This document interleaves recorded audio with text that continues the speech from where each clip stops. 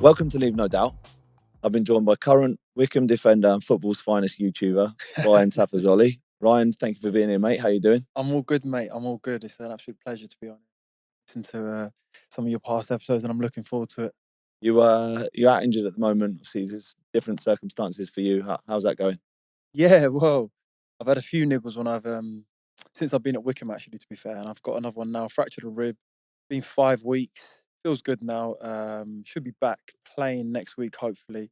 So you know what it's like, mate, when you're injured, isn't it? You're just doing your rehab, trying to get by. And to be fair, it has flown by. So yeah, it's not been too bad. I think quite similar to obviously a YouTube channel, which we'll get into, as we go.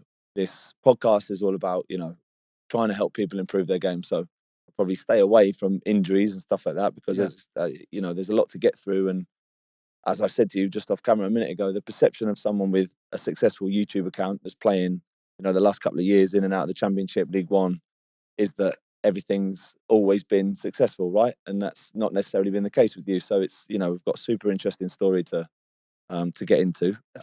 So to get us started, your journey to begin as a professional is interesting, and I think quite relatable to quite a lot of people, because you were in an academy environment at Southampton from the age of 15, through to your scholarship. And Southampton at the time were renowned as this, world-class elite academy that produced players. Loads of the young guys were getting opportunities in the first team.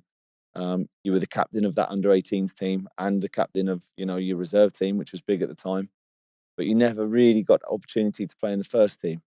Yeah. What was that like at the time? How challenging was that? So do you know what, mate? So I was a little bit of a slow starter. I joined Southampton when I was young, and then you know how it is. You work your way through the age groups. Got to under 16s, and they were a little bit unsure at the time. Should we offer Taff a pro scholarship or not? Um, I think the manager at the time of the youth team, Dave Hockaday, he saw something in me, like a good work ethic, good mentality, and he actually said to me, "We're going to give you a scholarship. Um, we feel like you coming in here full time, you're actually going to probably progress more than anyone else we've got on our books." And I remember hearing, I thought about it the other day, actually. I was thinking, how did he know that at the time that I was going to, you know, progress so well? And yeah, obviously that's a skill in coaching, isn't it? So got the scholarship. And at the time, we had a crop of about 4 or 5 other players who, you get the pros early. So the under 16s, 17s, who have got crazy potential. They'll happily hand out pros. Um, Played the first season as a first year scholar, did well, and then during my second year, I actually went on loan to Salisbury instead of playing for the youth team. Still hadn't got a pro, and like you mentioned there, we had a lot of players who were being fast tracked at Southampton, the likes of James Ward-Prowse, Luke Shaw, Harrison Rees, and Callum Chambers, etc. And they all started getting handed out pros, and I thought, like, I'm nearly 19 here, still not got my pro. I've gone on loan to Salisbury, and I felt like at the time, like, they were kind of taking a piss out of me a little bit because they were giving pros out to like 14, 15-year-olds now.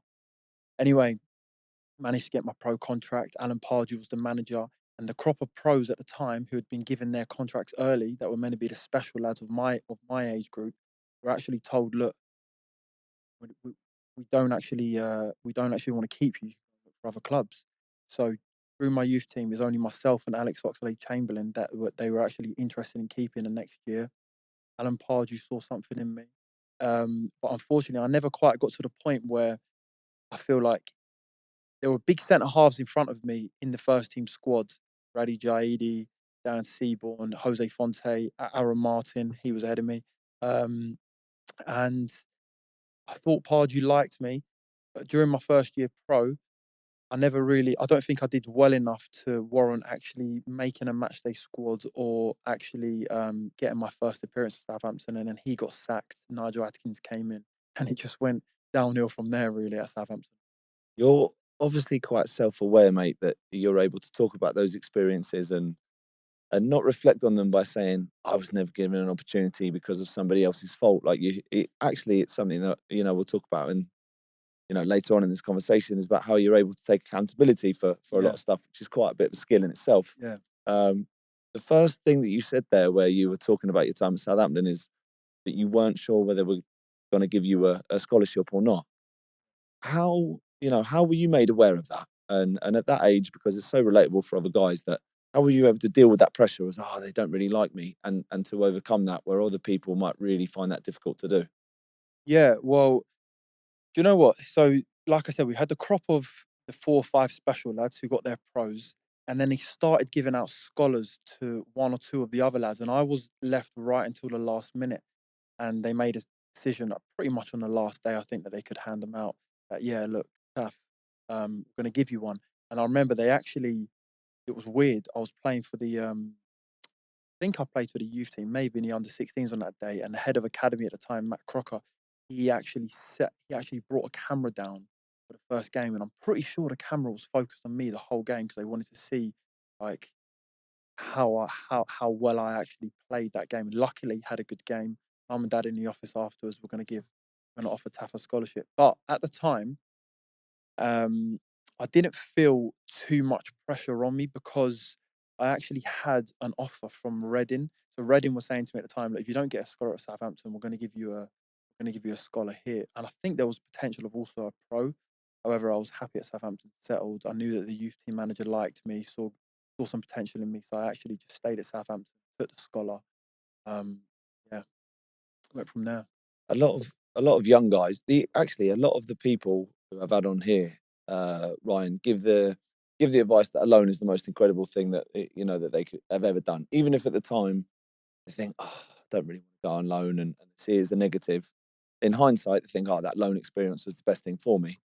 As a youth team player, you're now discussing, obviously, you've left to go on loan to Salisbury, but the guys you've left behind seem to be getting opportunities in the first team, which must have been really tough to see, right? Reflecting on that time now, do you think that loan was a positive move? Or, because I'm trying to, give people advice as to should they go on loan as a youth team player or not, or experience first team football or not? And you did. And for whatever reason, obviously, the people that you left behind ended up maybe getting more opportunities than what you did. If you could go back now, would you change that? No, no, I wouldn't at all. 100%. It was a really good move. But at the time, playing with the youth team, they got the lads had their pros, but they weren't actually playing for the first team or in the first team squads. So I remember playing for the youth team, and I went on this 3-month loan to Salisbury. It was a real eye opener for me. Playing men's football, 18 centre half, getting bullied by like 35-year-old strikers in the conference. And and I always say this to people: if you can surround yourself with better players in better training environments. Imagine now someone said to us, "Go, Taff, you're going to go and train with Barcelona for a year," and you went back to Aldershot. I came back here to Wycombe. Imagine like how much better it would be. So I'd gone to Salisbury playing men's football week in week out, and I remember they allowed me to go back to play for the youth team in the FA Youth Cup, and we had QPR. We actually played Aldershot first round, and honestly, mate, like I absolutely strolled it. I thought, "What is this? This has become so easy." So just a couple of months playing at a better level where it's more intense. There's more demand on the games. Playing with men, playing with better players. When I went back to actually playing at the standard I was playing at before, I was just like, "Wow, this is a walk in the park now." I look like an absolute Rolls Royce at the back, and then I ended up getting my pro off the back of that. Started basically ripping up.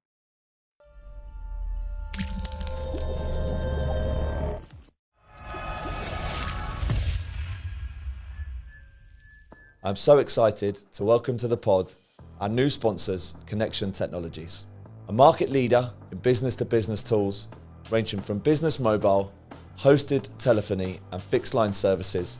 Head over to their website at www.connection-technologies.co.uk, fill in their web inquiry form and find out how Connection Technologies can help your business. So that I'm glad that you said that, because a lot of guys, at my level, and you probably get loans from, obviously, from clubs higher up, and certainly at my level in Aldershot in the National League, we get loads of loans of young guys who maybe perceive themselves to be at a different point in their career than what they're at. Yeah. Having done the research on your career and how you speak, obviously, in your videos, I don't get that from you. You seem to have a nice perception of where your game is and where it was and where it should be. At that time, like, what was your? I'm interested to know. because obviously you didn't get opportunities to play for Southampton's first team, but you are, and we know now that you are, an outstanding player. What was your game like back then, and what were those experiences on loan doing for your football specifically, and how were you developing, what strengths that you Yeah. had? So do you know what? My game has actually kind of done a 360 as my career's progressed. And when I look back now, I'm actually very aware that when I was 18, 19, and this may sound stupid because if you ask anyone at Wycombe now what are Taf's strengths, the first thing people are going to say is his heading, right? 6'5", centre half. But back then, I couldn't head a ball. I could do everything else. I was tidy on the ball. I was pretty quick, strong, um, communicated well. But the thing that let me down was actually heading. And I think in the English game, being a centre half, no matter what level you're playing at, probably get away with it a little bit more in the Prem. You see the likes of Martinez for Man United and whatnot. I'm not saying he's not good in the air, but he's small, very intelligent. But for me, being a 6'5" centre half, especially, if you're not winning 80% of your defensive headers, people are going to write you off. So I think looking back on it now, if I had have invested more time in actually just getting a keeper after training, just to hang up 20 balls every day, getting the coaches to just chuck balls up, practice my timing of when I'm jumping and whatnot, I think I would have had a much better career. And it's just them fine lines, and it's being able to recognize at the time what you're lacking, what your strengths are, and really, like honing in on them. So, across the space of your career up until now, then, what has been the process of you understanding your game, of understanding your? There's a lot of the things I speak about here on here, and something that I believe, having read about it the last couple of years, are super strengths in football, right? And as a young player, sometimes there's so much focus on developing weaknesses, but as you know, like your super strengths are what get you into a team, and your weaknesses are what take you out. But if your super strengths aren't good enough, you're never going to crack it. So, I'm interested to know the process of your football development, really, and because you speak about it in YouTube videos, and when you're giving people an insight into your development, what was that process like? Um, yeah, so like I said, I think a lot of people do say out there, look, focus on your strengths, work on your strengths. But for me, because I was 6'5", centre half, I had to be able to head a ball. So I just thought, all right, when I signed late for clubs for later clubs in my career, when I got to Peterborough and stuff, I just got the goalkeeper coach, like I said, just to hang up balls every single day, just practice getting height and distance on them. And I didn't start neglecting the other things that I'd work on. So like left foot diags or right foot diags, like feet stuff, which I also needed. Literally just try to take everything to another level, kind of outwork everyone. I always feel like I've always been the hardest working in any team that I've been in. And I just thought, look, no matter what happens, if I'm working this hard, sure, I just felt like hard work brings you luck. And I've kind of seen it firsthand in my career, like things that shouldn't have things that probably wouldn't have gone other people's ways have happened for me just through hard work and dedication. And I think like you can just have that in your DNA as the bare minimum, you're always going to have a chance. I believe that, mate. I've Yeah, I've always believed the harder you work, the luckier you get. yeah, That's yeah. something that I believe as well. But touching on, hasn't got to move past this period of Southampton because it's played a really important part in your career ultimately. And when you don't make it in, the team that you've been at since leaving school, and being a Southampton player becomes your identity to probably your friends and your family and the people that have seen you go from, South London down south, and everybody thinks, oh, Brian Tafazolli is going to be a Southampton first team player. And it doesn't happen, which is going to happen to 90% of guys in in elite academies. What was that like in terms of how much of a bruise to your ego was that, and how did you manage to really get over that ego bruise? And because you went to the likes of National League clubs, really, like the Cambridge United and or Cambridge City, was it? And Mansfield. Obviously, you end up getting promoted with Mansfield, but that perception of I was here at the top, and now I'm having to play down here is tough, right? Yeah, mate, so tough. And I think for me, getting released from Southampton, there was a few lads at the end of our first year pros. Um, they were shocked. They expected to get another deal, but me, I'm. You know what it's like in football, mate. A lot of people are a little bit delusional, aren't they? Think they should be playing when they're not playing. should get offered a new contract when they don't. But I kind of knew 3 or 4 months before I was actually told, Taf, you're not getting a new contract. But it wasn't like a shock to the system for me. It was more like you said, the ego side of things, telling friends, family, no longer playing for Southampton. I'm, you know, actually playing for. I went to Concord Rangers, Cambridge City. Imagine how that looks. But I always I just kind of felt inside me, like if I just work hard every day, I was just down at the park, just doing loads of running, technical drills, training drills, that something good was going to happen. So I was never really worried. It may sound strange, playing for Cambridge City part time, Concord Rangers part time. Sometimes I wasn't even playing for these guys on the bench, but I just kind of felt like something was gonna fall my way, and then after this, like something crazy happened, which I'll tell you about. And this is what I mean, like when you get, work hard, you get lucky. Um, yeah, I remember after I played like a season for Cambridge City. But let me take you back a little bit. I left Southampton. I was on £650 a week as my first year pro, so like really good money. And I then went to Concord Rangers, where I was getting a brown envelope every week. Danny Cowley was actually the manager, ledge guy, looked after me really well with his brother Nick. And it was like 150 quid cash in a brown envelope. I think it was only paid as well.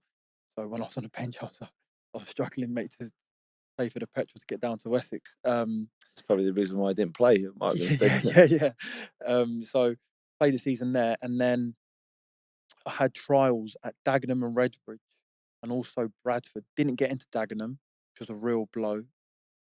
Probably one of the times I thought like probably should have got offered something. Felt like I did well there, but it goes back to not being good enough in the year. I didn't think. Went to Bradford, and they actually offered me £150 a week, full time, to live in a hotel for a year. And I was just like, I can't do this. It's £600 a month, 4 hours away from my family. Gonna gamble here, and hopefully something better comes up. Left Concord, left Cambridge City, went back to the park, training every day like a madman, doing 3 sessions a day, literally. And I just thought something's gonna pop up here. And I heard a little rumor that Mansfield was struggling, pay good money, had ambitions of getting promoted, and they may be looking for a centre half. So it sounds so stupid looking back on it now, mate. I remember there was one day I was at my local park just around the corner from my house, finished the running session, and I thought, look, you know, I'm just gonna pick up the phone and call Mansfield, mate. I've called the club shop, Mansfield like reception of the club shop, and 1 in a million chance, technical directors answered the phone. It would have been like I walked past this reception every single morning going into training. We used to train at the stadium, and it would be 2 girls in the office who answered the phone. Tickets, you want this, you want that. He happened to answer, right? His name's Paul, married to the chairman's sister. Told him my story, and I was like, mate, look, I just need a chance. I actually, sorry, I forgot to mention, I won a trial at Oxford United there. Chris Wilde was the manager, didn't get in. But they said to me, look, like you, if you need a reference or whatever, we can give you a reference to any good conference clubs. They were League Two at the time. Called Mansfield now. Technical director's going, oh, brilliant. Like, I'm gonna pass on your details to the manager. And I was buzzing at the time. But looking back at now, if this happened, I'll be thinking, what am I doing here? Anyway, passed it on to Paul Cox, the manager, called me, gone down for a training session the next day. He didn't even watch the session, the manager. He did a bit of five-a-sides and whatnot. The coach was there, Adam Murray, now at Besiktas. They were like, yeah, he's done well. He's done well in the five-a-sides. The manager's gone. Paul Cox has now spoke to me after training. He's gone, how much will you want at Southampton? How much are you looking for? I've gone, there's a deal here. Let me ask for 750 quid more than Southampton. But, all right, cool. I'm gonna call the chairman. And crazy. My agent had done nothing for me at the time. This is my last agent, done nothing for me at the time. When he's gone in now to speak to the chairman to try and ask him, can we pay Ryan Tafazolli £700 a week? My agent's called me saying Portsmouth want you to play for them tomorrow in League One. Remember, they were really struggling, had no players at the time. No, so Was that the start of the season of that? They were in League One. Yeah, They played yeah. Bournemouth the first game of the season. I think it was against Bournemouth. I played in that game. Yeah. So it was that game. Wow, this is a hell of an opportunity. But at the time, do you know what? I actually thought, I don't think I'm ready for this. Like, I knew what was required for a centre half in League One, and I didn't feel ready.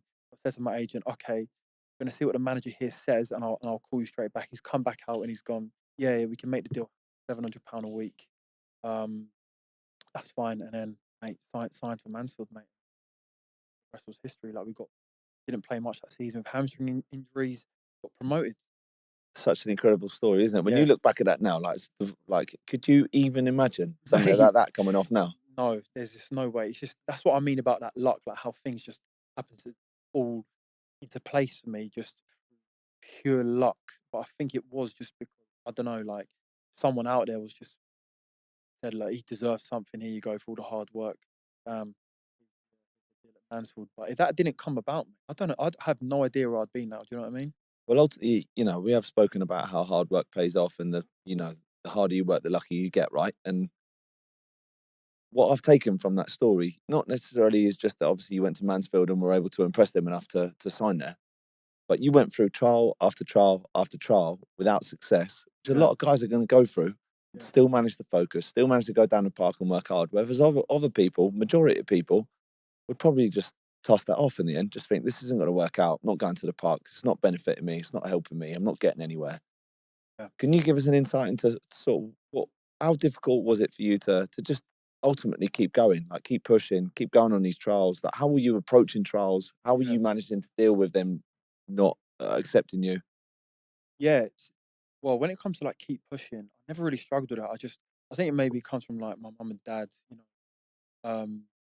drilling into me from young that you've got to work hard to succeed in life. So I never had a problem with getting out of bed, going down the park, working, training hard, and I kind of feel like I'm still the same as that to this day.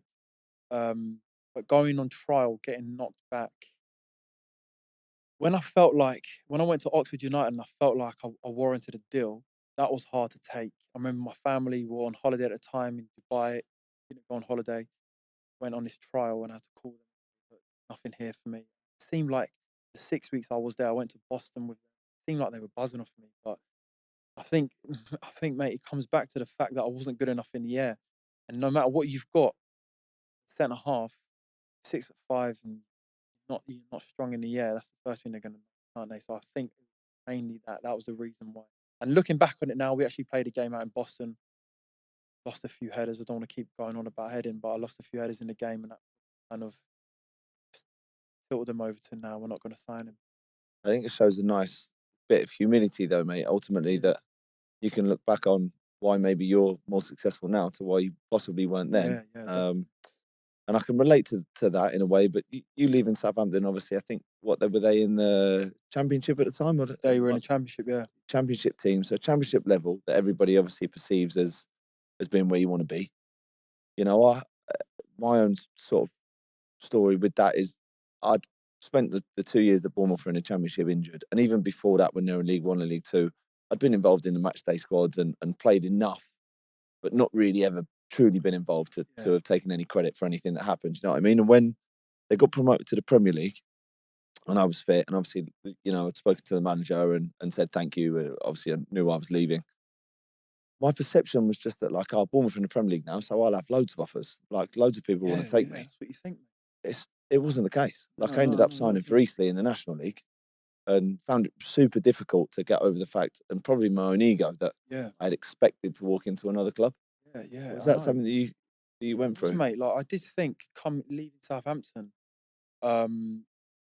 like you said, known for producing unbelievable talent. I did think, all right, I'm going to get a League One club, surely.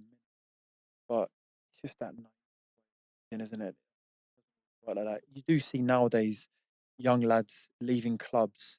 They'll leave a Man United and they'll get a Premier League club. And wow, like, how have they done that? But me and you, obviously, it didn't work out that way, and we had to craft our ways up from the lower.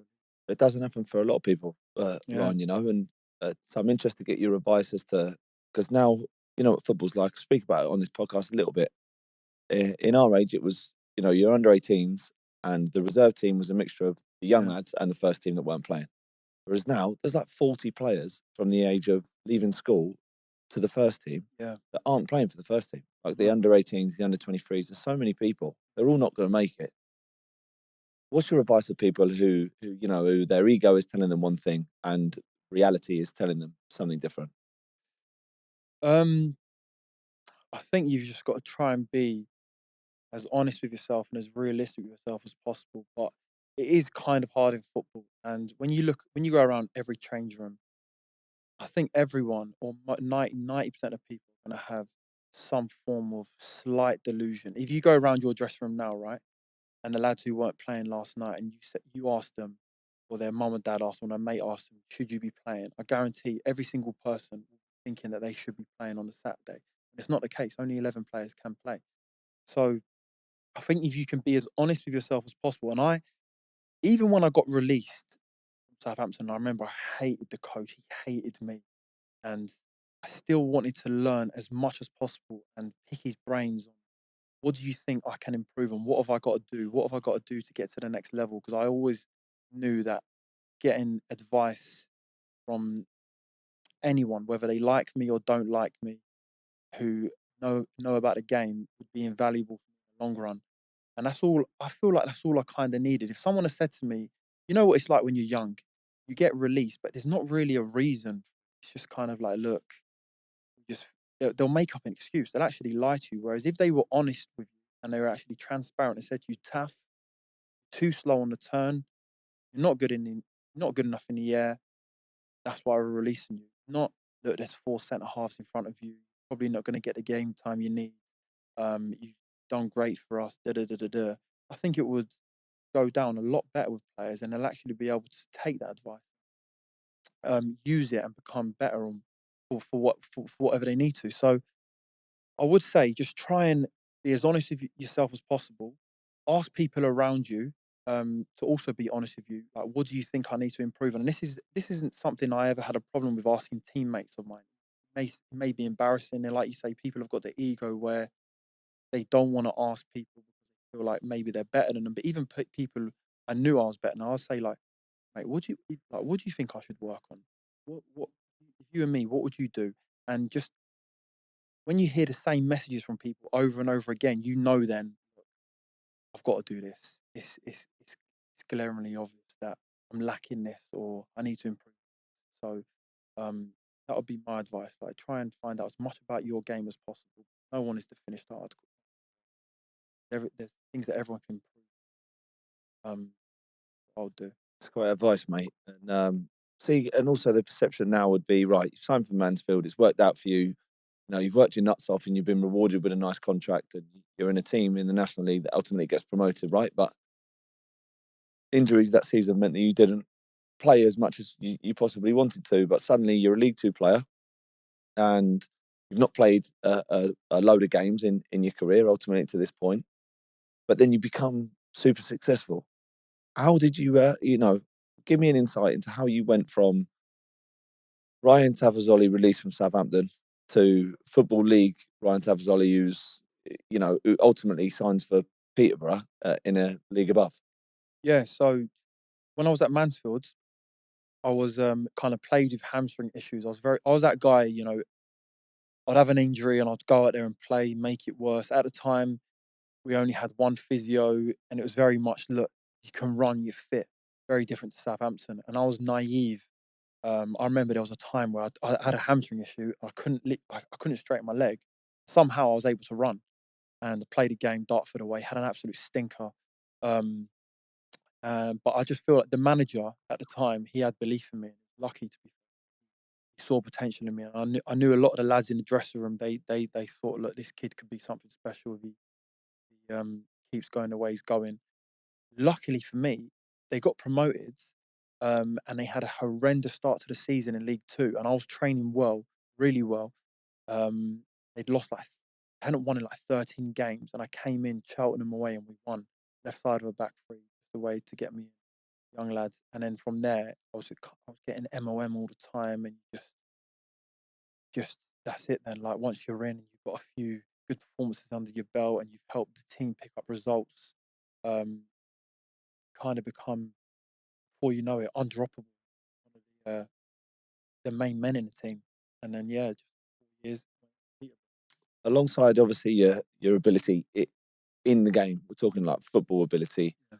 You've always managed to combine that with, with outstanding leadership skills, right? You captain of your under 18 team, captain of a reserve team, which is, because that can sometimes, what reserve teams are like, oh, we'll just give it to that young kid. But it's still like an Yeah. honour to be given an armband, especially when first team players are involved. These leadership qualities that you've got, mate, do you think you were like, have they come natural to you? Have you learned them over time? Like, where do you think they've come from? Because a lot of people in the game will want, Yeah. your Yeah. just natural personality and find it really difficult to have that. Not everybody's the same. There's no right or wrong answer, but it's, it seems to come really naturally to you. Yeah. I think it did come pretty naturally to me, but I do think it's a skill that can be improved on as well. If you just go out your way, read books, um, learn about how you should act in different scenarios, and then you can start implementing that into your life. But I think, fortunately for me, it was something that I had when I was young. When I was at school, I was captain of like teams, the football team. So, and I think through experience of being given the armband when I was young, just able to kind of carry that on and carry that through later on into my career. But I would say, it's like anything, isn't it? If you want to improve on it, go out of your way, work on leadership, um, listen to podcasts, and it's something that can be improved. Your ability as well, that, we've already talked on you working hard, right? And I listen to loads of podcasts, and when I hear people say, oh, he worked hard, I think like I need more than that. Like Yeah, I need more perspective on what working hard means. We've already talked about going to the park and obviously training 3 times a day on your own to give yourself an opportunity. We already talked about, I didn't think my heading was good enough, so I worked on it after training. Who was it that, that taught you, or did it just come from yourself that you had to do more than was just expected of you? Because, we see a lot of guys training session starts, training session finishes. That's it. yeah. So remember back in the day when we were growing up, we'd be called. There was that word going around, busy. You get in the training ground at 10 o'clock. You're leaving by 12:30, 1 o'clock, and if you're there still at 1:30, it's like, tough. What you doing? Like, so busy, mate. And anyway, I think, like I said before, I think a lot of it came from my mum and dad. But and this may sound cringy, mate, but do you know what? I used to just look at Ronaldo, mate, when I was younger. When I read about him having a chef, you listen to like Rio Ferdinand talk about him, Gary Neville, about how he'd be swimming before training, doing this, doing that gym. You look at his body and you think, mate, if this guy, and he had it from young, that's why I think he got right to the top. He had this mentality from when he was 17. But I think you look at this guy and he's on X amount a week and he's training harder than me. How's that acceptable? Doesn't make sense. So I thought, and do you know what? Throughout my whole career, I've been that guy, even to this, getting yanked off the training pitch saying enough's enough. I just always turn back around to the coaches and say, mate, like, look at Ronaldo. He's on 700 grand a week and he's outworking any of us. How is it acceptable for us to be called in now, told we're not allowed to do extras, told we shouldn't be in the gym at this time, told to get our feet up, rest up? And I've had loads of arguments in my career with different managers, different coaches about this because I do believe, as we said, the harder you work, the better you're going to perform, the luckier you're going to get. So I think a lot of it come from my mum and dad, and also just looking at the likes of Ronaldo. And I really do think he's changed the game, mate. When we were growing up, like I mentioned, 10, you're home by 1. But nowadays, even here, mate, at this club, a lot of people are in at 8, half 8. They're not leaving until 3:30, 4 o'clock. So it has changed, and demands of the game forced it to change. And you learned all that early from educating yourself, reading, Yeah. looking at stuff like that. How important was that for you? Yeah. It was lucky. I went to a good school, so I was always well educated and stuff. Happy to pick up a book, read on it, and I just had this like drive to better myself, and I always wanted to learn about how I could jump higher, improve my acceleration, how I could get more agile. and then I've just became. You know what it is, mate? It's just the power of habit, isn't it? You get yourself out there, you do a session, you do another session, it becomes routine, and then you start noticing results. So all these little things that I wanted to improve on, I just become obsessed with them, and started seeing good results after a while. It obviously helped my game. This overriding theme you've got in your career, mate, to work hard, and we're seeing it now. You're giving us, giving everybody insight Yeah. into your routines and what training looks like, what you do at home. Um, this, this there's a saying in football at the moment: "There's too much too soon for young kids," right? And it's always discussed, and so many talented players when they're young fade away, and some that don't have much success when they're young end up being ultimately more successful later on in life, right? And that's certainly the case with you. You've been playing in the league now for years. You've been signed by teams in higher leagues than what you were. I've got it written down here. You've played in the Championship with Hull and Wycombe, and played almost 300 league games, which is incredible, mate. What did not making it at an early age do for you? I think it just helped me, motivate me to proving a point. I just had this thing with the coach at Southampton. Just hated me from day one, and I remember I just want to prove him. I just remember thinking I'm going to prove him wrong more than anyone in my life. Um, I thought, let me just work hard, do everything I've mentioned. And I remember I was at Peterborough, and we actually played Southampton in a Papa John's Trophy. He was manager of the under time. Saw him again. I remember looking in his face, and I remember thinking he's shocked here that I've got to this level, because he thought there's no way this guy's got a chance in the game. That was like a moment. I was like, I'm kind of proud of that. I was able to prove some sense. Where do you stand on this too much too soon dilemma? What do you think about these young guys, obviously in and now, that because you were at Southampton, there was a great academy. Like, I can't imagine that you were given too much too soon, but you were an elite academy, so you were given, great facilities. You were really looked after. But a lot of guys that have that at an early age can think like, "Oh, I'm not going to accept anything else," and when they leave that environment, they really struggle. You ultimately didn't. Where do you stand on this too much too soon? For young guys that are coming out of elite academies and finding it difficult.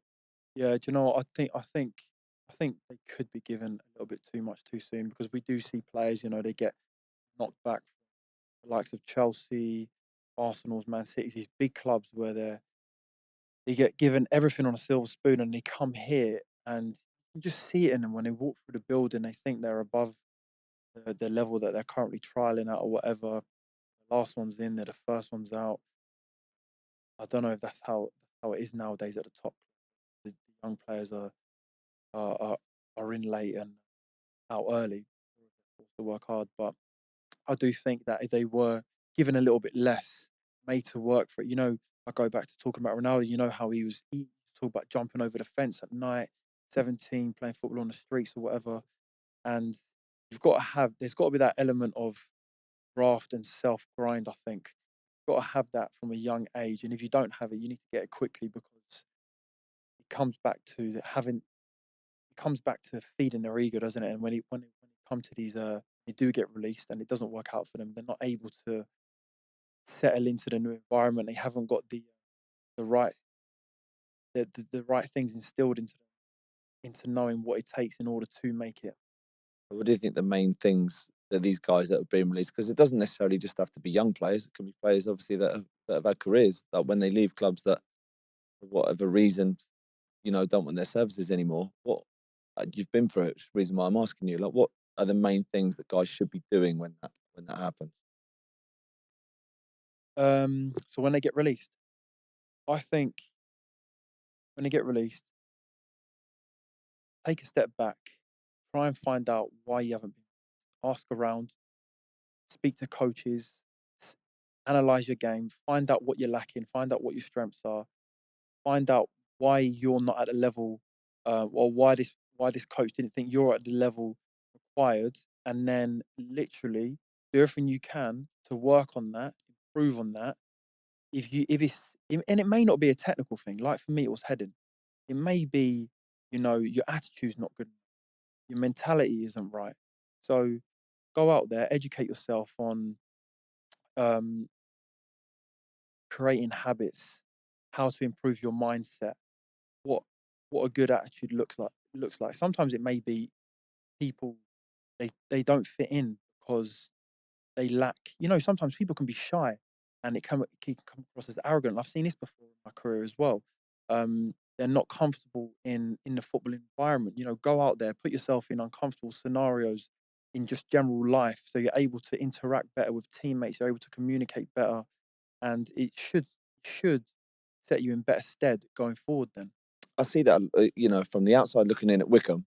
yeah, One of the overriding themes that I see, obviously we had Ali Al Hamadi last year at Bromley, so we got an insight. He's done one of these podcasts and grew up with Sam Vokes, so I get an insight from him. But the culture and the environment of the club, all the players look like they're, striving towards the same goal. Like they're all comfortable in one another's company. We get, insights from your YouTube videos about the changing room and the training ground environment. How important, because I'm not saying that there should be one personality in football, that's never ever yeah. going to exist. But what kind of a personality do you need in football to be successful? I think a big thing is you've got to be able to you've got to be comfortable with yourself. You've got to be able to talk to people. You've got to be able to communicate. When you're a young lad, you can get away with it a little bit more. But I do think having good social skills is actually really important. And like you were mentioning here with Wickham, I think it comes from the gaffer. We would rather sign someone who's got 8 out of 10 personality, the way they are, their work ethic, etc. 6 out of 10 technical skill set, physical skill set on the pitch, than sign someone who's the other way around.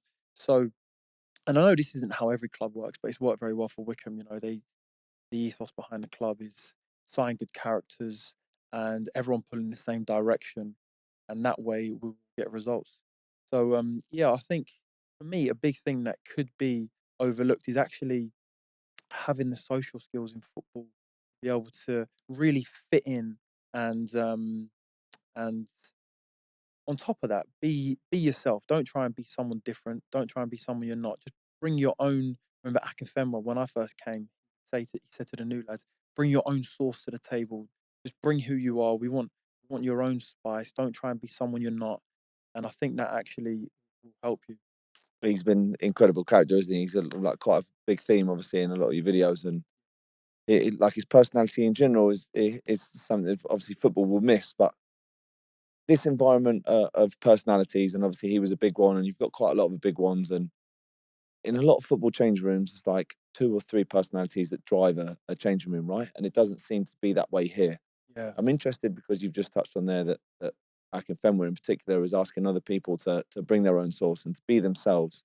Whereas sometimes being yourself is tough, right? If you're a quiet person, then people can perceive that as being arrogant. Or, I myself, if I'm playing with someone on a pitch and I think they're quiet and they're not giving information, I see that personally as selfish. yeah, But yeah, I'm yeah, well aware that might not just be in their personality yeah, to be loud enough. So, I'm interested to find, because those skills come naturally to you. yeah. If they're not coming naturally to people, how do you think that they can, bring that out of themselves if it's unnatural? Well, do you know what? One of my good friends had this actually, and he said to me, he had the ability to recognize, look, I'm not as comfortable as I want to be in social environments. So he said to me something crazy. He just went in and around London on the streets, and he would just go up to random people and start conversating with random people on the street, whether it be girls, trying to approach girls, pick up their numbers, whether it be guys, ask them, like, mate, like, go up to them, mate, you look good today, like, what do you do for a job, whatever, just get into conversation with people.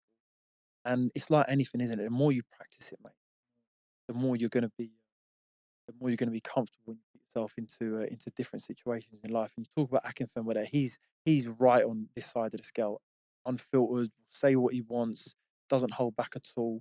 I'm not saying you've got to be like that, but he was kind of the epitome of being socially comfortable in an environment. And I do think, on- going on from this, I do think when I look back on my career now, it is the players with the best personalities. Of course, you've got to have, like we said, the good mindset, a good uh, technical ability. But I do think the players with the best personalities and are the ones who fit in the best. They're always going. They're the ones for me who have gone to the top. And you got to think, if you are to get released by a club, and it's because you're lacking something, but you're a great lad, the coach, he's gonna give you a better reference than someone who could be also be in the same team as you, who he doesn't like as much. He may, like say to the next club, look, he may just do you a favour because he likes you. So I think you can never underestimate what being a good person, a good lad is. And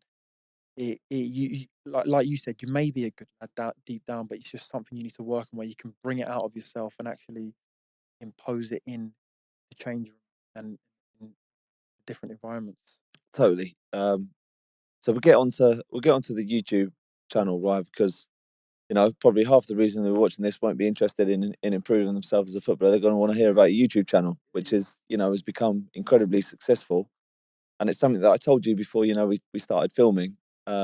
Everyone in football now is aware of what you do, right? Like, we've all seen it. I'm sure you get lots of people playing against you, talking to you about it.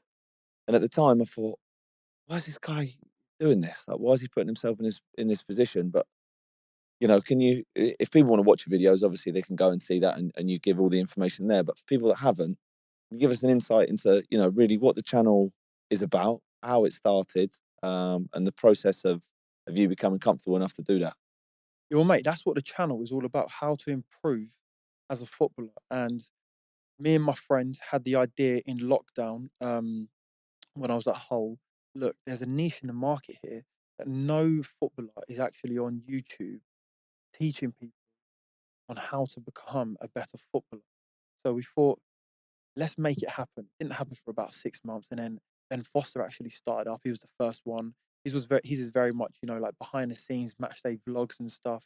Not as formative slash educational as mine, but he's absolutely smashed it, obviously. So we thought we'll do this and we'll try and give back to people now and actually try and help them progress and hopefully one day reach the professional level. We thought we'll start the YouTube, and then we just started off with match day vlogs. We did a few standalone videos like how to become a professional footballer, what a morning routine looks like, etc., etc. And we just thought we'll do this, give it back to people, and then hopefully down the line, doors will open for us. We may set up like an online academy, different programs we can release to people, and hopefully try and set ourselves up for after football. It is incredible, mate. But you know what? You know what football is like, and a lot of guys who play will obviously watch this and will be super interested. That you're obviously comfortable in your own skin. You're a confident guy, but filming yourself and talking into a camera, especially around the training ground and around the Yeah, lads, can be can be an mate, uncomfortable place to be, right? And very tricky, mate. Very how did you tricky. manage to, when you first started, how was the process of, Yeah. how did your teammates take to it, and how tough was it for you to sort of get over the perception of what other people might think? Mate, that's been the hardest part, and it is having that, like social, being socially comfortable to just whip out the camera. And I think I was hesitant at the start. I'm not gonna lie. People just like looking at me like, what the hell's Taff doing? But over time, luckily I've been here for 3 years now. Over time, people got more and more used to it, so it's just kind of expected. But if it was another, to be fair, another lad may get away with it here because I'm doing it. But yeah, going back to the start, it wasn't easy, mate, and especially after a loss. You can imagine what it's like if we've just lost 4-0 on a Saturday. I'm thinking I'm gonna try and stay consistent. I need to try and get a video out by Wednesday or Thursday. How am I gonna get the camera out today? Not played well on Saturday. The gaffer, the coaches see me filming myself, training out there, doing extras. And this is another thing as well. People will still see me doing the extras and think, is he just doing that for the camera, or would he be doing the extras anyway? That's another issue that comes up quite often. Not here. I'm talking about at any club. And yeah, that is a tricky part, mate. So like, I don't want to don't want to uh I don't want it to ever be seen as like he's using he's just doing it for the camera. Well, actually, he wouldn't be doing it if the camera wasn't here. And I feel like the lads over time have got to know that does this all the time, so they're pretty comfortable with it. What are the main misconceptions then about what you're doing in the YouTube channel?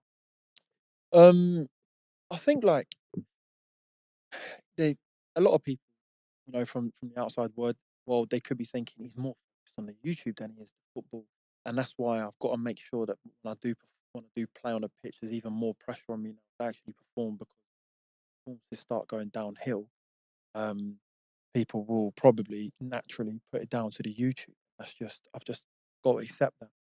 So that's something I've tried to read. So if anything, it's motivated me to do even more work, like do extra mobility, do the extra recovery to make sure give myself the best chance and actually perform on Saturday, because I know that there is that added pressure on me to actually do well when I do go out on the pitch. There is that, you're holding yourself accountable ultimately now, aren't you? Because you film everything that you do.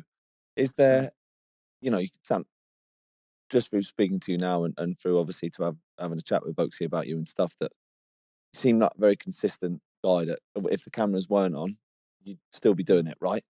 Yeah. But is there any times that you've got the camera out, you think, oh, I could do without doing this, or now you've been bashing out videos for a long time, over a couple of years now, that you think, oh, I'm sort of uninterested in what I'm doing now. Not uninterested, but Yeah. I'm not as bothered of giving people an insight into what I'm doing. I'm not as bothered as filming this gym session or having to go and do that recovery session.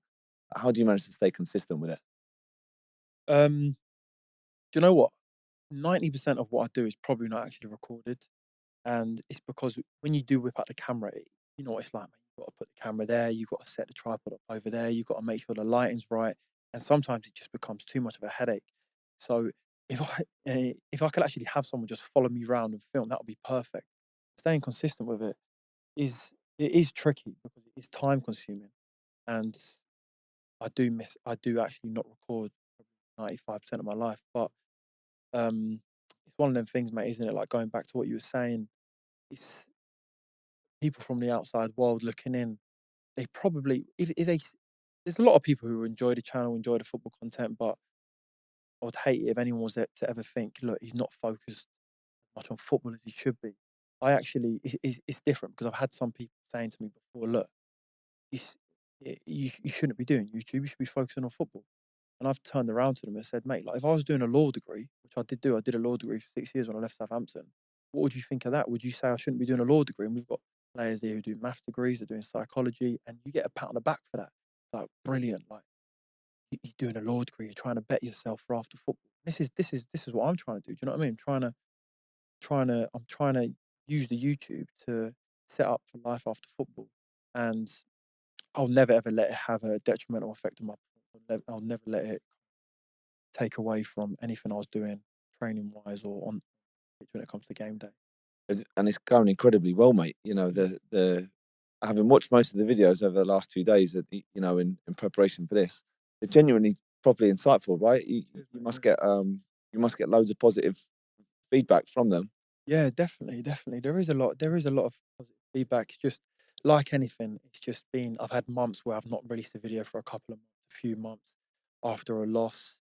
It's hard to film, so it's staying consistent with it. That's So give us an insight then into, you've come up with this idea with your friend, obviously, to start a YouTube channel where you're going to gather insight on your own football career to help other people improve their game and ultimately to help people make it sort of, exactly what this podcast is about. But what was the process of you running it past the club, running it past your manager, running it past your teammates? Did they fight against it to begin with, or did you have to push it? Like, what was all that like? To be fair, they've all been ledge. I think that the club here knows that that the football career is a short one, and do you know what actually probably helped me, mate? It was having Akinfenwa here. There'll be days where you'd see a whole Amazon crew rock up with about 9 different cameras, a big microphone, just in the middle of our gym sessions, and we're just like, but he doesn't care. He bowls in, um, all right, lads, with him because of the way he is. I'm nothing like him, but because of the way he is, it's probably easier for him to get away with. Or I will be like round the corner, right? Can I walk in here with a camera? Is it the right time? What's the environment like at the minute? Whereas he would just, get it out, not have a care in the world and just go for it. But yeah, I mean, like I was saying, they've really they know here that football's a short career, so they'll do anything they can to help players out um, with life after football. But I do think at other clubs it could be tricky. It could be really tricky, and I do know a couple of YouTubers out there who've had a few tiffs with the media department, the gaffer, the coaches when it comes to stuff like that. When we first started this podcast, obviously it was on me to sort of record like the introduction video, and sat on the sofa with the tripod looking at me, and kept having to, every time I wanted to say something, press play, press Yeah. stop, press play. And I found it difficult at the start because a lot of what you do is just phone in hand or camera in hand and speaking to the Yeah. camera, just you and yourself. And I found that difficult because it's never something I'd never done before. And like I said to you before, I said the start of your videos for now, they're all great, but you seem so much more comfortable, obviously, in a camera and articulating the information. Yeah, yeah. But what was, I found it difficult. Did you find it tough at the start to be able to talk to yourself, or was that okay Do with you know you? what, mate? I thought it would be a walk in the park, but luckily I had a guy there, and this goes back to early on in my football career, having my mum and dad, the coaches there, saying to me, "You're not doing this right. You need to improve on this." And he would be brutally honest with me. It was kind of like he'd open my eyes up to it and say, "You're not being yourself here. Look, you're trying to put on an act for the camera. People don't want to see that. People want to just see the real you." And I think as time's gone on, like anything, you're going to improve. You're going to become more natural at it. And even today, mate, like I still think like I'm miles off where I want to be. Sometimes I'm filming, I'm thinking, why am I talking like this? This isn't how I sound. And to redo it over and over again. Um, so yeah, just having someone there that luckily he tells me, look, you need to this ain't right, not being yourself, and having someone to help you through it is been good for me. I think somebody giving you that reality check is nice, but when we talk about, I'm going to ask you about the actual content of the videos, because you are super honest as a footballer, and I find that really refreshing because it doesn't always exist, right? Yeah, And the environment that you're in, I think at Wycombe promotes that. yeah, But when some of these videos that you go in, when obviously and we'll go on a little bit on the match day, the actual process of the match day where you mic'd up and stuff, but post match day, when you obviously get the footage of the games and something good might happen, something bad might happen, but you talk about it with full responsibility. So, yeah, the one that sticks out in my mind, I think is a Bolton game that you record, and for whatever yeah. reason you The get beat, analysis and you section. start talking about what went wrong here, there, and Yeah, and it was never sort of like, and it's so easy in football that I find for people to go, we conceded a goal because he didn't do that or he didn't do this, and yeah, I was fine. I don't deserve yeah, any criticisms. I was sweet, but you don't do that. You sort of almost look to take responsibility for most stuff. Analysis now is so big in the game, and anybody who plays from step 8 in non-league to the Premier League can get access now to their games. How important of a process do you think analysing games that have been, and dissecting things to take responsibility has been for you and should be for other people? yeah. Massive. And luckily, for me, I was able to get on this from very early on. I was always watching my games back from 23, 24, and it wasn't really around then. I don't even know if Y Scout existed, but that's one thing I've always made sure I've had is a Y Scout password. Watch my clips, and not just my clips. When you go into a game, I have to know the centre forward inside out. What footed is he? What are his strengths? What are his weaknesses? Sometimes there's been games that stick out in my mind where I've played against a centre forward, known him so well, and done little things in games that I thought this was coming because I've seen him do it 8 or 9 times in his last 30 games. It is something that's really really helped and really useful. But yeah, analysing games, yeah, that's one thing you've got to do, and you've got to be honest with yourself. It comes back to having that honesty, the recognition of what you can improve on, what what you've done well, and if you can, have someone else there, have a coach. Like we've got good coaches here who sit down with us anytime you want. We had Matt Bloomfield before he's gone to Colchester. He would always say to me, "Taff, you want to watch your clips?" Having someone else, having another pair of eyes next to you, they'll notice things that you haven't been able to pick up on yourself. And it happens to me all the time, even to this day. When I used to sit with Blooms or Gracie, the other assistant, they'll see things that I wouldn't. I've watched thousands of my games, and so you're forever learning, mate. Forever learning, and something that's a really useful tool. Do you find it difficult then, obviously when, say for example, you find yourself at fault for something, right? And this on your YouTube channel, you post that video. Do you find it challenging to, that I suppose that awareness that other people, you're admitting mistakes and you're putting it out there for people to see, right? Like Yeah. No, I don't find it challenging, mate. Look, I'm not going to play 46 games in a some season. people would, Yeah, right? they would. It comes down to being a little bit delusional again. I think some people, they just don't see it. Like it's obvious that you're at fault, and they'll look for excuses. They'll look to pass the blame onto someone else. But you've got to be honest, mate. If you even if you don't want to say it, at least recognize it. Do you know what I mean? So you can work on it yourself. But I do think you should say it, and that goes back to the makeup of a leader, isn't it? They'll take responsibility even when they're not at fault at times.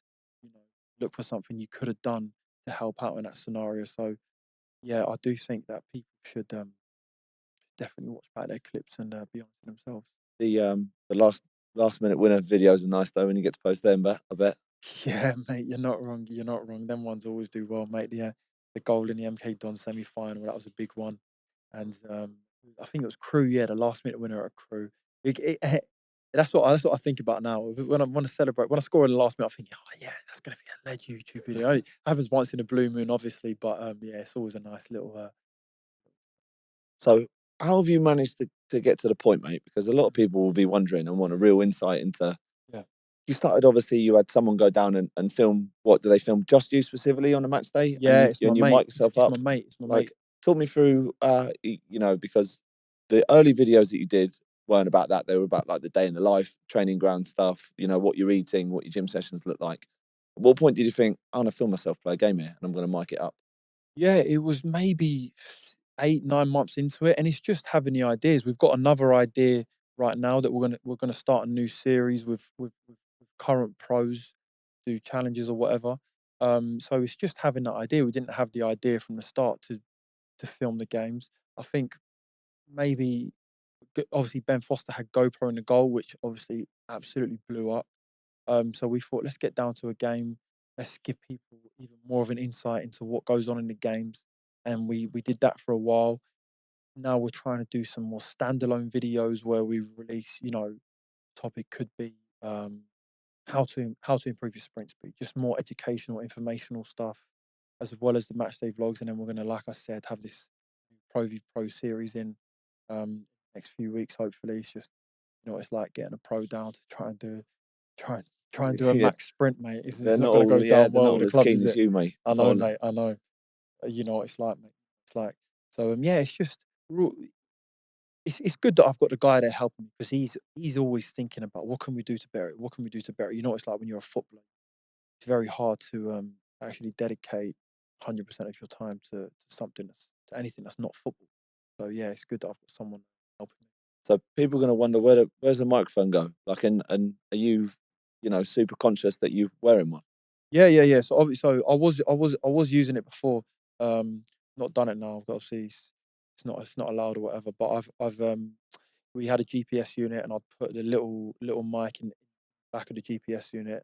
I'd actually wear two vests, so the GPS vest, and then put them there.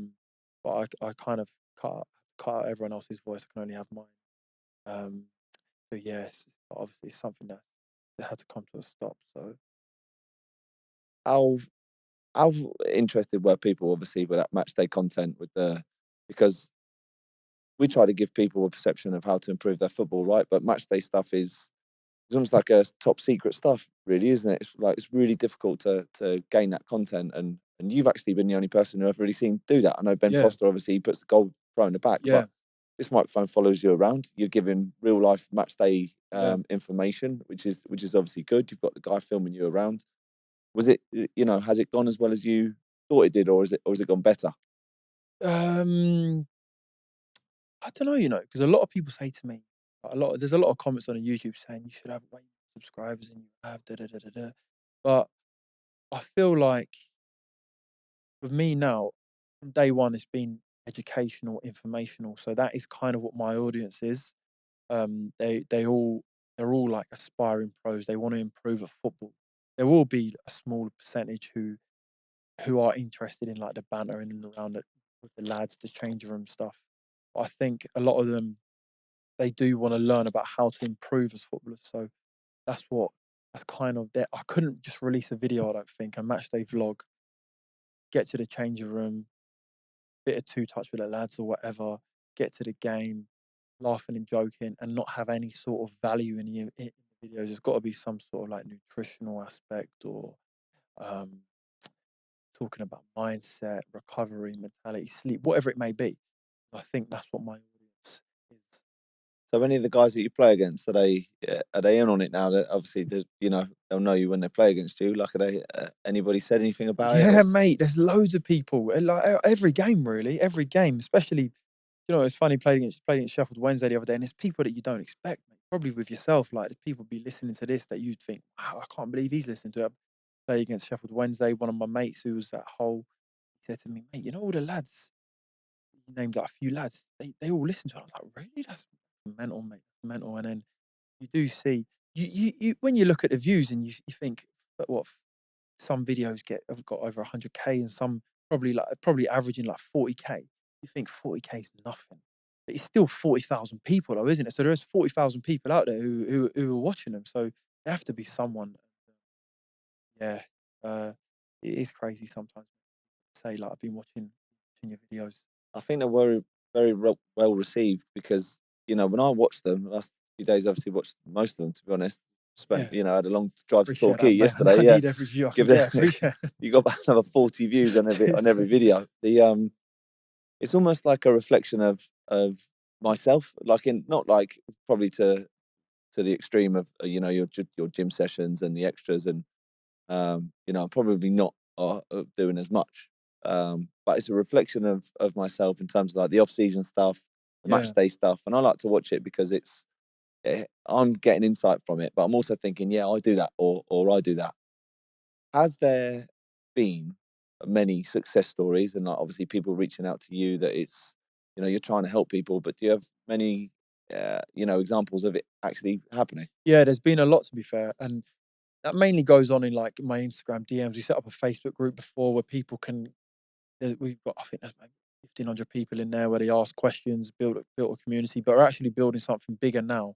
We're going to try and get, which is going to be for anyone who wants to improve football. It's not ready yet. It'll be ready in about a month or two. Setting up the website, setting up the Discord, the app, and so we've had some success stories, but we're just trying to put everything on hold until this is all built, and then hopefully we're going to have many examples of people who, got into this club, or they've gone from here to here, or their jump height's gone from 46 centimeters to 49, whatever it may be.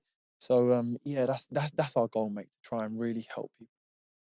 And those, you do a lot of the videos with the question and answers and stuff like that. You're able to give quite a lot of people insight into what's going on. Those videos actually get quite a lot of likes, don't they? Yeah, they do, mate. That's what I mean. I think the informational stuff and the educational side of things, I think, is something that it's kind of hard to get, isn't it? It's kind of hard to get, mate. Like, I always think, like, I always said to myself, mate, back in the day, if I could have just picked Ronaldo's brains for 3 hours, mate, I would have paid good money for that when I was 21, 22. And I know, mate, obviously nowhere near that level, but just having some sort of pro there who's able to give a bit of advice, a bit of information on what you need to do in order to make it or just improve football, I think it's good for anyone who's trying to improve. Well, I think as we've been talking about personalities, mate, obviously within this conversation, and I think it's sometimes really difficult for people to ask questions if it's not in your personality to reach out to people and to feel comfortable asking an older pro or even somebody your same age saying, "What do you think I can improve on?" I think your videos are actually a great place for people to go to if they don't feel comfortable asking for help because they can see that you're doing it. Yeah, definitely. I do think they are. But I would say to anyone, like, don't be afraid to ask questions. I think people nowadays, and you kind of sense who a good person is. They'll be happy to give out advice, mate.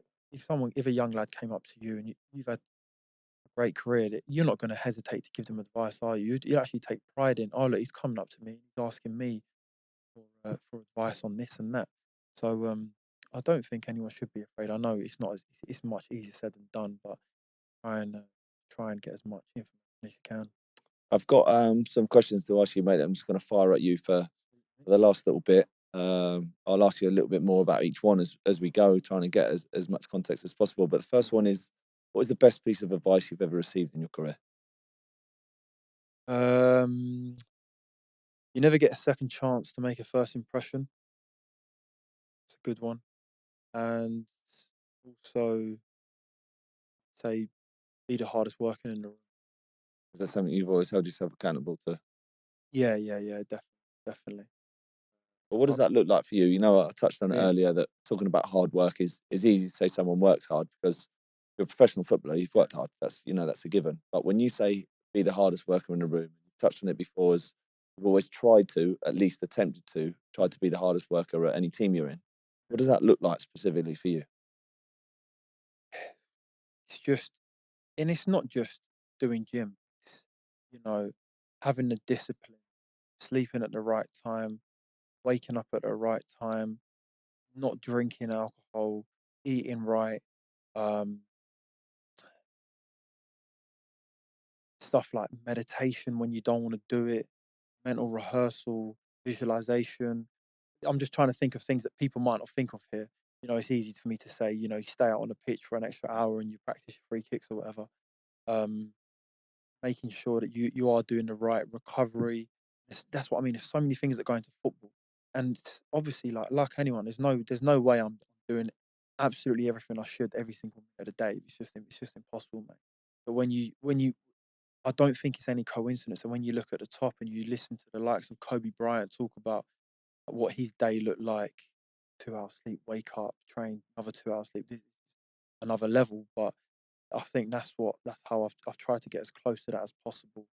Um, for me, I think it was just could have got higher if I recognised earlier what I needed to improve, like I mentioned to you, because I feel like I had like the right mentality and mindset and everything else in place. It was just having that self awareness and recognition from a young age on what I need to improve. Um, that would have that was the one thing that I kind of regret not recognising earlier. My next one, mate, is, what was your best performance in your opinion? um, I'd like to ask this because I'd like to get context on. I think in the FA Youth Cup when I was like 18, played Aldershot away that game. Just come back for the game from Salisbury, like I mentioned earlier, and because I'd played with men for the last 3 months, going back to playing with kids, it was like a man v kids. Maybe Aston Villa away in the FA Cup when I played against John Terry was playing for them. Scored, we were 1-1, we were absolutely battering them, and scored to make it 2-1. He was marking me at the time. Scored a header from a corner. That was also a good performance. I think we ended up winning 3-1 that game. I think them two, yeah, they stick out in there. And can you set aside, once a performance has happened, I know you probably prepare for most games the same, right? But Yeah. once a performance has happened, can you set aside the overriding factors as to why you think you've performed well sometimes and not? Yeah, definitely. For me personally, I need to have a little bit of that nervous energy before a game. If I've not got that nervous energy, um, I kind of feel I don't like it. Like I don't like to go into a games feeling complacent, laid back. I feel like it's easier for me to reach that state of flow in a game. Where you just feel like invincible and everything's just coming off you. You've got that confidence. I feel like so that nervous energy would be one for me. Before the Aston Villa game, I remember we stayed in the hotel the night before, and mate, people think I'm talking rubbish here, but I actually visualized myself scoring a header about 40 times, 40, 50 times, mate, just with my eyes closed. I just wanted to score tomorrow. I just wanted to score. And it ended up happening. Could be a coincidence. I don't think it is. I think that sort of stuff does actually really help. And like I said, for the Aldershot one, it was just a case of playing at a different intensity for 3 months, coming back, you're just sharper, stronger, quicker, your decision making's better. You've just improved as an all-round footballer, and I've gone down to playing with kids again.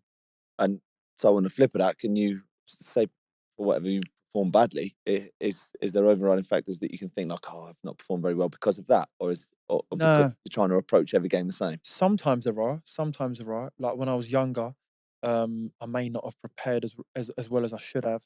But sometimes you just have a bad game, and you can't put your finger on why, and it's just an off day. Everyone will have bad games. You know what I mean? The game's just not gone your way sometimes. Sometimes you may get striker may just get the better of you. Sometimes you may get a little bit unlucky in a game, and it's just led to a bad performance. But I would hate for myself to have a bad game, thinking, oh, it's because I didn't do this before the game, or I didn't do that before the game. Just try and give myself the best chance. And luckily for me, I do feel like I've always been pretty consistent throughout my career. I've always been that guy who's you're gonna get 6.5, 7 out of 10 from him minimum. Never really had too many bad games. I remember the Peterborough chairman, he came out and said, like, I don't think there's in the 3 years Taf's been here, there's not one striker who's actually got the better of him. So yeah, I've been pretty fortunate, you know. It's a nice comment. Yeah, you're not wrong. I'd You're frame not that. wrong. I'd try that be posted on my constantly on my wall. I think if someone said that about me. My next one, mate, is the most difficult moment of your career. Um, it was when I was at Southampton, and this is another thing. I had a session with the first team, and I thought I'd cracked it. I had this session was probably the best training session of my life, right, at Southampton. Absolutely smashed it. Went out the next night with a few of the boys, and it was snowing the next morning. None of us could get into training, and the coach that hated me, he he let the other boys off, but he was like, "Taff, you're training with a youth team."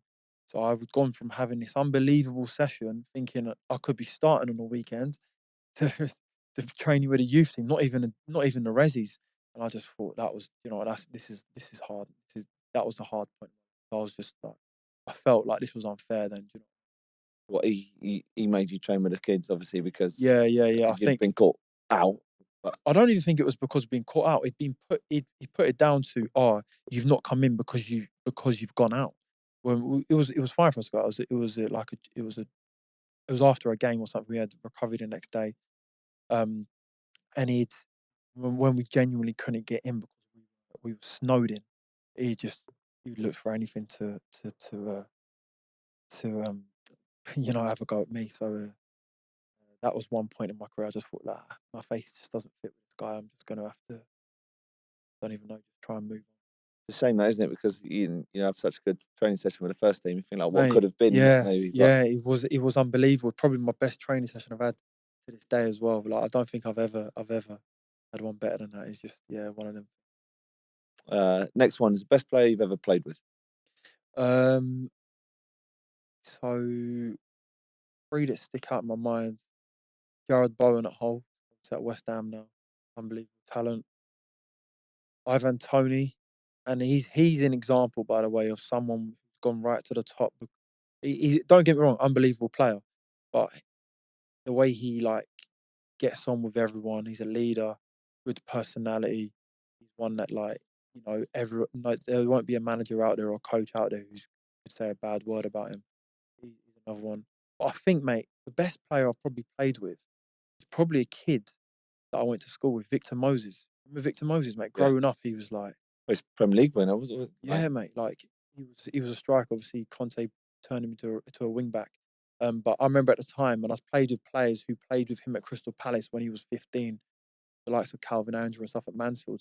I asked them about him, like, what did you think of Victor when he was at Palace? And they were like, mate, the whole club thought he was going to be a Ballon d'Or contender. He was that good. Like, when he came to our school, 13, playing for Crystal Palace's resis, he scored like 5 for them on a weekend as well. Just crazy, mate. He was just another level. What do you think with those three guys? No, I don't want to not include Victor Moses in that because he's tailed away at the moment. But he's a Premier League winner, so he's obviously played at the very, very high level. Bowen and Tony look like they might be, on a plane to the World Cup in a month. Ben White as well, Pete, played alongside him. He's talented, isn't he? He had a real good couple of years. We went Newport, Peterborough, Leeds, Arsenal. It's super successful. But what, in your opinion, what are the overriding things that these top elite guys that you've played with are were doing then. So obviously, you played Yeah. with Bowen at Hull in the Championship, you played at Tony and Peterborough in League One. What were they doing then that, you know, you looked at them and thought that you're going to be a top player? Jared was a joke, like in training and every day, mate. He'd be the best. He was just the best trainer, and it wasn't just because he was technically so good. He was just at it every day. Like he'd be ripping it up on a weekend, and he'd be munching people in training, mate. Like no holding back. I used to look at him and think, oh, like you don't want to take it a little bit easy. Like if you get injured, we're screwed. In. We had a winger on the other side who probably just had as much ability as him, but he was always asking for a day off from the gaffer, like come from Poland, and them two were like they were like they were Whole City. Without them, we were nothing. But Jared's just gone on to like, oh, the other guys fallen off, and it's because of his mentality, because of his work ethic.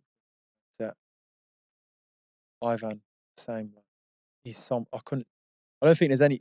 When you look at players and you think you want someone on your team, he's that person. Do you know what I mean? He's someone who gets on with everyone, gives it 100% in training. He's come through the leagues as well. Like he obviously started off at Newcastle, knows what it takes to play in League One, Championship, knows the dirty side of the game, and he's someone you feel like when he's on the pitch, just gives everyone a lift.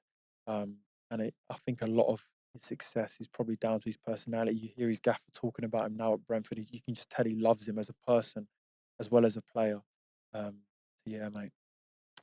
Second to last, Ryan, is what, in your opinion, is the most important attribute players need to have if they're going to make a career out of the game? I would say mentality. If mentality's right, then I think you can become better than anyone who's technically better than you, can surpass them in their careers, your careers. And I think that's the key thing for me. Having a good mentality is with a good mentality, I think the sky's the limit for you. I think it's really empowering, actually, in the videos that you obviously release, this conversation that we've just had now, that of course you're a talented football player, but your mentality is elite, right? And without that, you arguably wouldn't have had the success that you've managed to have. Yeah, I don't think I would have. I don't think I would have. I don't think I had enough ability when I was a kid to have just got by off the back of that. I think there's obviously a lot of people we see, mate, don't we, that are just less naturally with heaps of ability. But I don't think I had enough to make it, to be fair, just to be doing the same as everyone else. I've always felt like I've had to do extra, and I've done extra on top of that to try and make sure I've got to a respectable level. So yeah, mate, I do think that's the key for me.